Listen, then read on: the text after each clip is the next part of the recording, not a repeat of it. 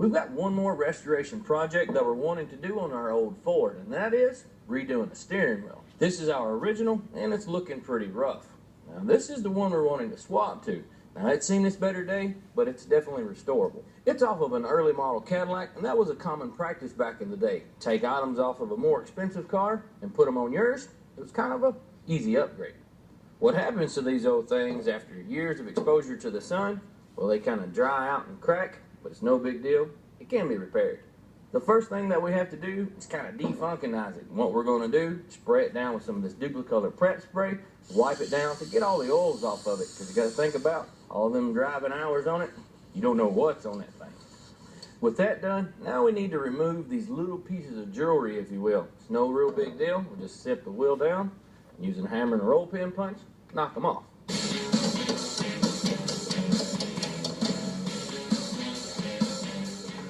Now we can get to sanding this old thing. There are two reasons for this. First, we're going to lay down some filler from the steering wheel repair kit that we got, and we need to give the surface some mechanical adhesion for the filler itself.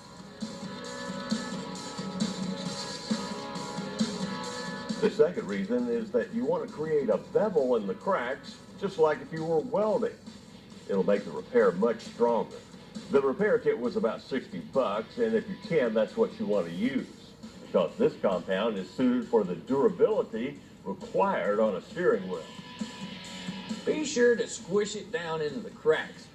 And when you're laying it out, treat it a lot like regular body filler.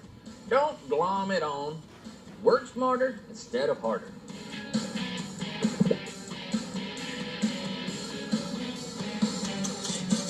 After 24 hours, it's ready to be body work. Be sure to see how well it filled the cracks and go back with another coat if you need to. Then we'll hit it and the center with a coat of white sealer primer to provide a uniform tie coat for our paint to follow. Now you can do the same procedure with a rattle can paint and primer, but this activated urethane will be much more durable.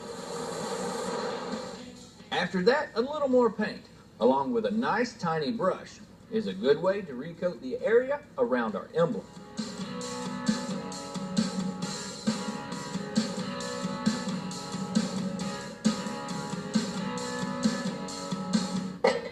Well, there you go. It turned out pretty nice, and it gives you a sneak peek of what our interior is going to look like.